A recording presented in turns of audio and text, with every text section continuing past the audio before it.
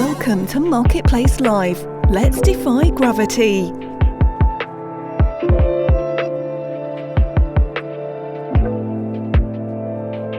Hi, I'm Dave McCrory, VP of Growth and Head of Global Insights and Analytics at Digital Realty. And I'm here to talk to you today about data gravity, the data gravity index, and have a fascinating discussion with someone you may or may not know, named James Urquhart. And to start, I'll give a little bit of my background. I've been in IT for over 20 years. I did several startups in the early days of virtualization. I've worked for a database company. I've worked for Dell DCS, the hyperscale compute division of Dell. I've worked for a database company, and I've also worked for GE on their machine learning and industrial Internet of Things projects. And in that time, I've done a great deal of research around the effects and behaviors of data, and specifically around a term that I coined called data gravity. Data gravity, simply put, is the effect data has when it accrues a mass and attracts other data, applications, and services. You have an effect just like a planet has an attraction and attracts a moon or another celestial body. The same thing occurs when you have a mass of data. The other effect that data gravity has is that of a service or an application, if they're large enough, doing enough things, attracting data to them. So it's really two different effects. It's the effect of the processing and the effect of the data. And so with that research and with the time that I've spent with data gravity, I started doing contracting work for Digital Realty. And eventually, after seeing what Digital Realty was doing, I decided to join them. And the genesis of joining them and my research and work over the last decade has led to the Data Gravity Index. The Data Gravity Index is really a view of the metros. In this case, we've talked about 21 metros in the Data Gravity Index 1.0, and we've measured the data gravity of each of those metro areas. And what we've done is we've looked at those metro areas from the perspective of the metro area itself, the bandwidth, the latency, the data mass, and the data activity. And we combine all of those using a formula, and we get a data gravity intensity score for each of those metros. So we'll talk a little bit about that shortly, and we'll also talk about some of the other findings in the Data Gravity Index as well. But before we start, I'd like to switch over to James that he can introduce. Hey, Dave, it's good to see you, and it's great to be here. My name's James Urquhart. I've got nearly 30 years of experience working in distributed systems, doing any number of things from engineering, did some operations work. I've been in vendor companies in the field, doing a number of things, but a lot of my focus has been on the concept of distributed systems as complex adaptive systems. And this concept of data gravity has been very important to kind of understand how the evolution and behavior of all the different components, the software, the services, the organizations that are built, human organizations that are built around creating this stuff works. And I'm also author of a book that's will be released in December on titled Flow, the Future of Event-Driven Integration, and where I think that's very applicable is this idea is as we get more driven by events moving quickly across the network and being consumed, a lot of Dave's theories and others have kind of combined to give me a really good sense, and that is part of the book of the importance of data, the value of data as a part of all of this. So it's great to be here, Dave, and I have spoken many times over the years on this topic, and I'm looking forward to this conversation today. Me too. So to kick things off, looking at the data gravity index, it's showing that there's quite a bit of data growth. In fact, a CAGR of 139% over the next 4 years. I wanted to get your thoughts about that. Yeah, I mean, the way I'm kind of view things with respect to that is there's two things that I really think are going to drive the data growth. So one is simply the digitization of business, right? The increased growth of business alone, much less the movement of things from human processes into more automated processes, all generate additional data. And you'll see just a tremendous of that data sort of come to play.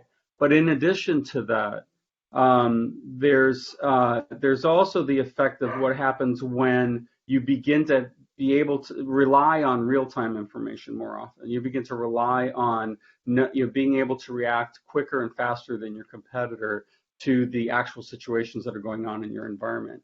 And so I believe that a lot more data will be generated because we will instrument things, we will capture data in areas where we don't do that so much anymore. We rely a lot more on either human beings or just physics to take care of problems for us. And I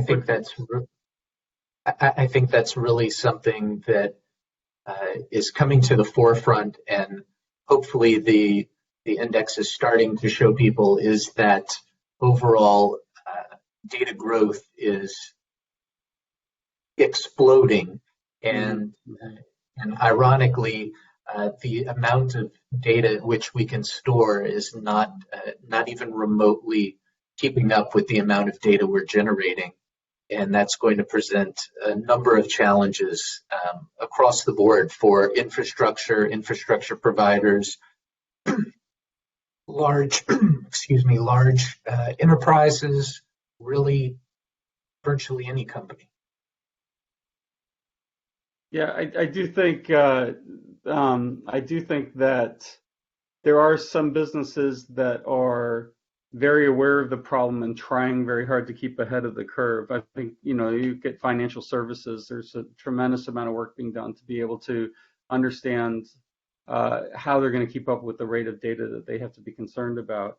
But I think the areas that kind of lose some of that a little bit are maybe the small businesses out there who rely on other vendors to store certain forms of their data and take care of data for them, and understanding, those small businesses don't understand or really care about the challenges that those vendors are going to have in terms of keeping up with volumes of data that have to be dealt with. And the other piece, of course, is the network, which we'll probably talk quite a bit about here. But all the different core network providers and network equipment providers out there, right? They're looking at a massive growth in sort of trunk volume across the internet. And that too is going to be an interesting test of the resiliency of the distributed architecture of the internet, because we're not talking about linear growth. We're talking about a very exponential, 139% number. I think that's right, and I think it's interesting as well, looking at the amount of growth in overall processing that we want to do with all of this data that we're moving around as well. If you look in the machine learning space, the analytics space, there's an explosion of what I'll call gigaflop capacity that people are trying to add. And we're kind of seeing that Jevons paradox of no matter how much availability there is of compute, we easily consume it and then outstrip it once again. Yeah, that's very, very, very true. And we've at VMware we've done some things. We're in the process of kind of announcing. There's some announcements at VMworld, and there's some more coming up at the Dell conference about some hardware architecture changes that we are supporting and working towards with some partners.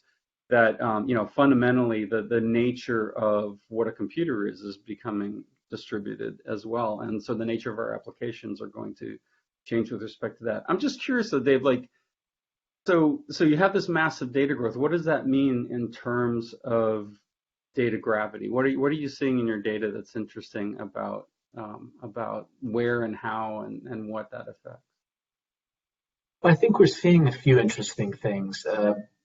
We're seeing some things that I would say aren't all that unexpected, and that would be large amounts of data gravity in metros like London, New York, and Tokyo. I don't see that as all that shocking, being how large those metro areas are. What I do see that is surprising is some of the growth in specific metros. So one of the metros, in fact, the highest growth metro being Singapore, with a staggering 200% CAGR, which is just wow, wild. Crazy. But what you see when you kind of look, behind those numbers, you see that Singapore has been investing tremendously in bandwidth connectivity. In addition to that, they've been growing and building on the digital side, becoming a digital hub for all of Southeast Asia. And that is growing unabated. And so as we see all of this data growing, if you have the ability and you have the highest bandwidth and the lowest latency and the most capability to handle all of that data, you're going to benefit. And that's the path that Singapore is on specifically. Obviously, if you're already in a giant established, what I call a mega metro of the London, New York, Tokyo kind, you already have a lot of that infrastructure. You already have a lot of the space and such. And you have the companies. I think that's the other component is if you have a large company presence, then you're going to be generating a lot of data. You're going to be processing a lot of data. You're going to be wanting to store a lot of data so that you can do analytics and trend analysis and all sorts of other things, let alone the number of transactions, interactions, and interplay that do what I call those layers of data generation, where I may check out with a credit card or something else, and that kicks off dozens of other sub workflows that are all generating data, and those workflows are running on systems that are generating data beneath them. You end up with this amplification of that one transaction generating just volumes of data that go unseen by maybe me when I'm buying something at a store, but are still happening on the back end, and people are still trying to derive insights from all of that. Yeah, I mean, that's always the challenge with scaling these sort of distributed movements of things of importance in a system like the internet, right? So Jeffrey West, he's a distinguished scientist at the Santa Fe Institute. He wrote a book about scale called Scale, with a whole bunch of other words after it that I don't remember, but he talks about the fact that when you look at things like our circulatory systems and things like how plants circulate water and things like how traffic systems develop in cities and how financial flows tend to work in financial systems, and a number of other kind of systemic things that you can look at where the system is responsible for moving some important resource among the agents that require that resource, and then to take any waste or out product from those and send that on to the agents that need to process that. And what happens is you get a very consistent evolutionary pattern where it looks like that trunk, leaf, branch, right, or trunk, limb, branch, leaf kind of model, right? Like you look at your circulatory system with capillaries, and then sort of minor blood vessels, major blood vessels to the aorta and the main ventricle and the aorta. those things are really, kind of indicative of how that things happen. And to your point, I see, one of the things that I see is that when we talk about things like edge computing, things where people are trying to figure out where to place data in order to make it most effective and most powerful, it really comes down to the fact that we're getting to the point now where these large central, everything's going to be in the data center, or everything's going to be in a public cloud system, are starting to become unwieldy. And nature, in the case, our technology nature, is beginning to say, okay, we need ways to kind of distribute and handle that workload out. Tell me a little bit about what you think the effect of edge computing or kind of the new architectural things that you're seeing might affect or change what you've measured today.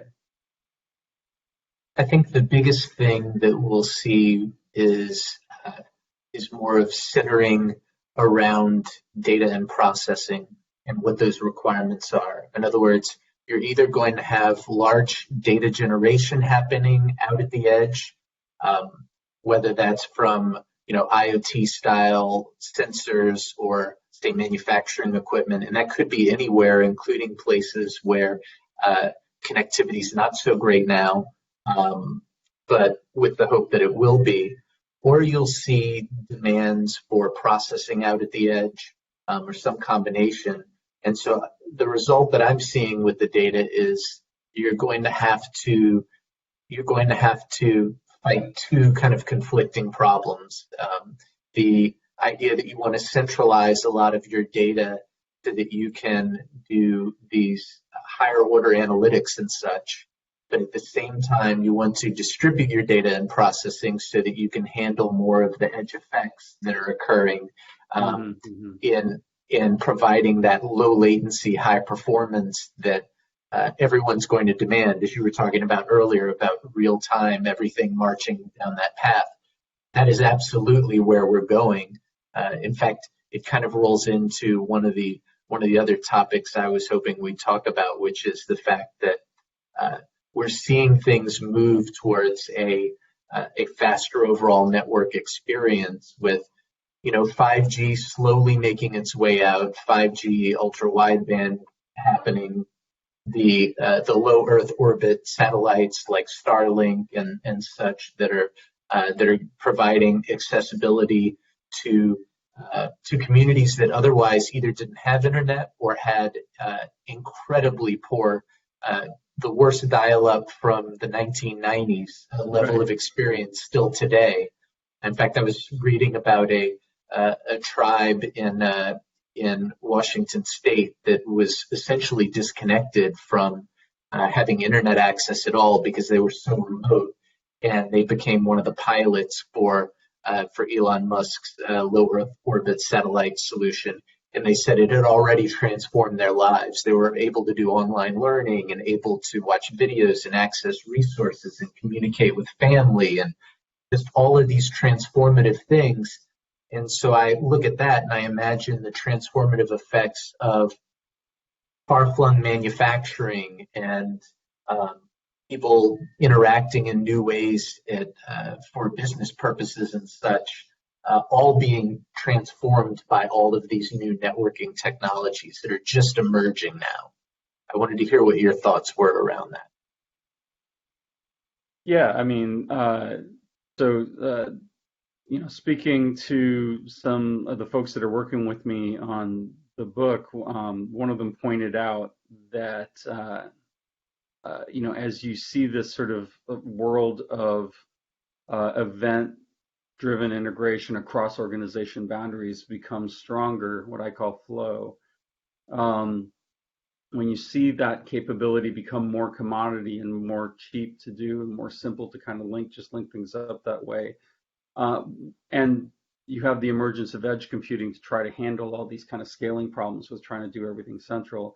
5G, those kinds of networking capabilities become really critical to everything from how end users can get access to this amazing world that we're putting together, an amazing economy that we're putting together online, but also how those systems then can be more efficient in the way that they communicate and pass data. I'm not a big believer that that core clouds go away or core data centers go away at all. I believe that they're really, really critical for a number of very large scale tasks that have to happen where you want everything very close and very low latency.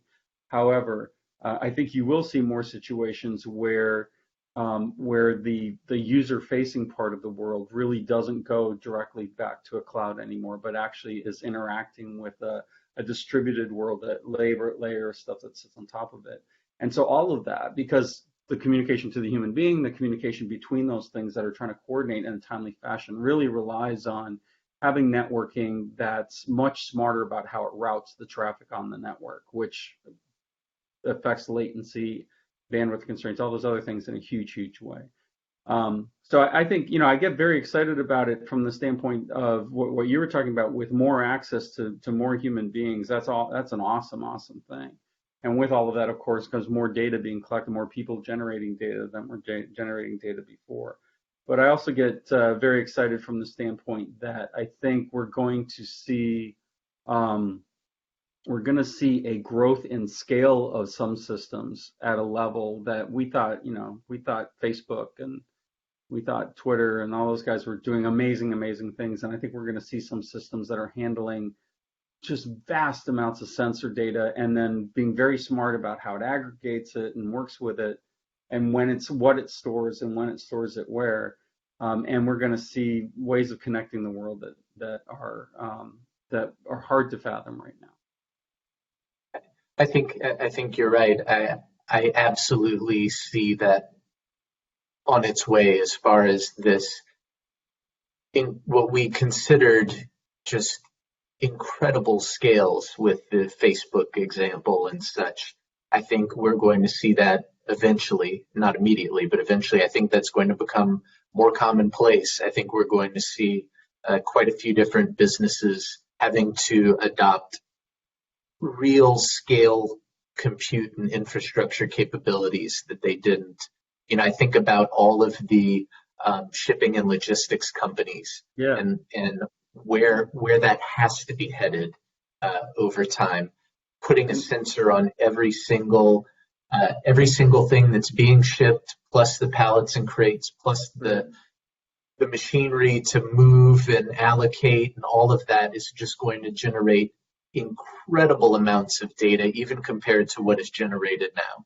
Yeah, and even so, the other example that's connected to that I always give is real-time inventory, right? So, before real-time inventory was sort of this very, very specific relationship with the biggest suppliers in order to say, hey, we need sort of just-in-time warehouse logistics and things like that.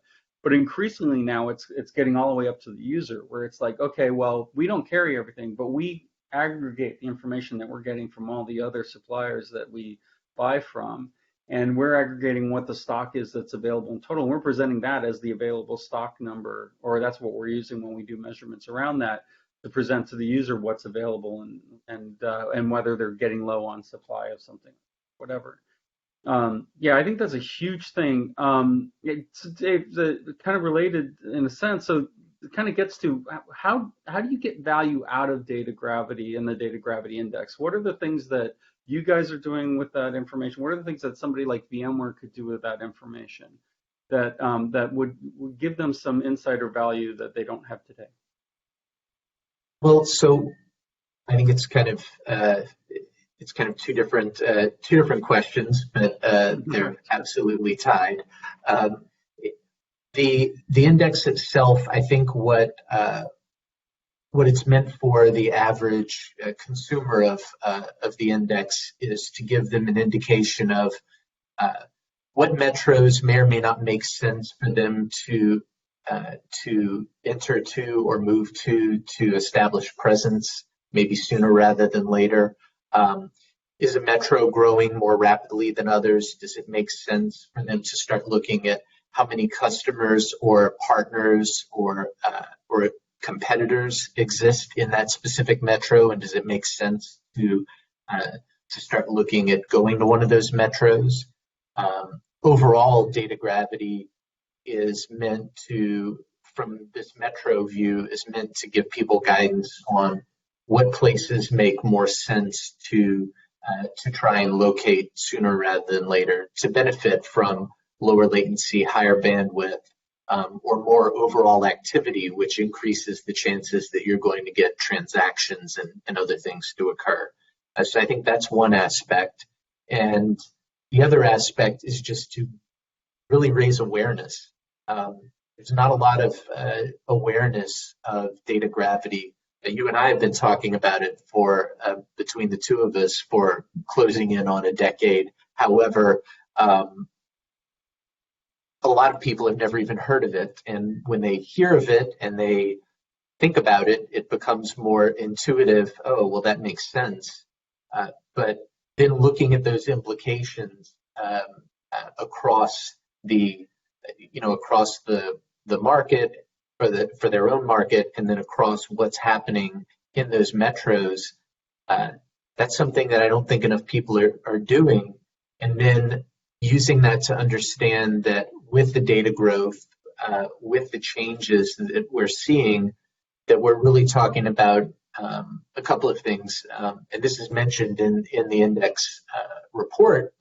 There's an inversion of architecture in no longer thinking of always trying to backhaul or drag the data to a central location for every scenario in all cases. That simply isn't going to work with the amount of data being generated. You now have to think in a data-centric fashion. You have to realize how much data is being generated, what you're trying to do with it, and where to best do whatever it is. And that doesn't mean just throw everything into a cloud and that fixes everything, because it won't. So that's part of it. And then the other part, and where the idea of the metros providing guidance that we talk about, is this connected community, or the ability where if I'm doing business with 5 other partners and we deal with a lot of data between us, being in a multi-tenant facility where we share data essentially across the same switchback plane or close to it, makes a lot of sense. It makes it where we can better leverage that for all of our advantages. Having that higher bandwidth and lower latency. In our kind of group, that's, I've talked about agglomerative effects before. This is when I really see those agglomerative effects start to really kick in, is in cases like this. And businesses need to start thinking in this way. They need to understand that data is kind of the lifeblood of all businesses as we move forward. And they need to understand that leveraging data gravity and understanding how to best use it to an advantage and not have it impact them negatively. That's really what this is meant to do. It's supposed to provide that guidance. That's excellent. That's really cool. So I had kind of one set of questions, or one main question for you, and that is, taking into account all the things we've talked about with data gravity and such, do you see data gravity impacting any of VMware's customers? And if you can talk a little bit to that, and then I'm also kind of curious, kind of what you see the future for VMware being with all of these things and kind of the direction that it's traveling. Yeah, no, I think those are good questions. So absolutely, data gravity affects the customers that we see out there. One of the reasons why there's not a mass exodus from data centers to the public cloud is frankly data gravity. It's frankly that the data that matters and the systems that generate the data that matter are existing in data centers, where to make a shift on that is actually a very, very complex and expensive task, and maybe more complex and expensive than the value of moving to the cloud, say for a 5-year period. So a lot of what we are doing is in fact addressing that issue by looking at providing a consistent services experience for developers and for operators, as a layer on top of whatever environment that you're running in, whether it's in a data center, whether it's in the public cloud, whether it's in edge computing environments, some of these new environments that are starting to pop up. We want to make sure that there's a very consistent experience for provisioning capacity, which includes using containers to provision capacity. And also for the developer path to production. We want to make sure that we remove toil from a developer's perspective. And so to do that, we really want to make sure that the systems, the developers as they're building systems can experiment easily about where they place workloads and how they divide up their architectures. But at the same time, can easily place stuff where they need to be to get the best combination of cost and experience for the end users of those applications. And so, there's certainly, even the term data gravity has come up a number of times in conversations I've had within VMware. We're kind of absolutely aware of the effect of this on the ability of an enterprise to be agile in terms of their workload.